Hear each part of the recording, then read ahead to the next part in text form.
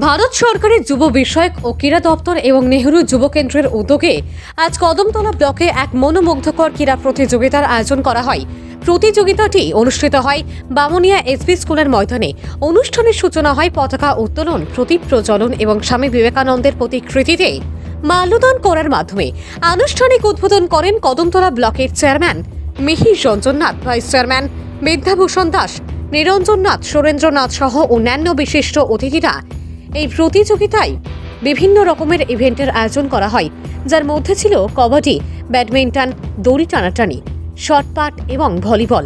ছাত্রছাত্রীদের পাশাপাশি গ্রামের মহিলারাও উৎসাহের সাথে এই প্রতিযোগিতায় অংশগ্রহণ করেন, যা প্রতিযোগিতাকে আরও প্রাণবন্ত করে তোলে। এই ধরনের ক্রীড়া প্রতিযোগিতা শুধুমাত্র শারীরিক সক্ষমতা বাড়ানোর জন্য নয়, বরং পারস্পরিক সহযোগিতা, একতা এবং আত্মবিশ্বাস বৃদ্ধির ক্ষেত্রেও গুরুত্বপূর্ণ ভূমিকা পালন করে। আয়োজকদের প্রচেষ্টা এবং অংশগ্রহণকারীদের উৎসাহের জন্য এই অনুষ্ঠানটি অত্যন্ত সফল ও প্রশংসনীয় হয়ে ওঠে। ভানুচন্দ্রের report, Assam prime network. Block ভিত্তিক ক্রীড়া প্রতিযোগিতা মাই ভারত এনওইকে উত্তর ত্রিপুরার উদ্যোগে হচ্ছে, আর পরিচালনার দায়িত্বে রয়েছে আমরা কদমতলা ব্লকের অন্তর্গত সরলা জিপি সূর্যশক্তি ক্লাব। এই ক্রীড়া প্রতিযোগিতাটা আমরা পরিচালনার দায়িত্ব পেয়েছি।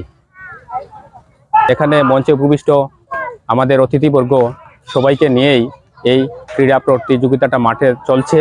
আমাদের এই অনুষ্ঠানের শুভ উদ্বোধক ছিলেন কদমতলা পঞ্চায়েত সমিতির মাননীয় চেয়ারম্যান শ্রদ্ধেয় মিহির রঞ্জন নাথ মহাশয়, এবং প্রধান অতিথি ছিলেন কদমতলা পঞ্চায়েত সমিতির ভাইস চেয়ারম্যান শ্রদ্ধেয় বিদ্যাভূষণ দাস মহাশয়, এবং রয়েছেন আমাদের এখানে আমাদের জাতীয় যুব পুরস্কার প্রাপক শ্রদ্ধেয় নিরঞ্জন দাদা মহাশয় এবং অঞ্জন বর্ধন মহাশয়।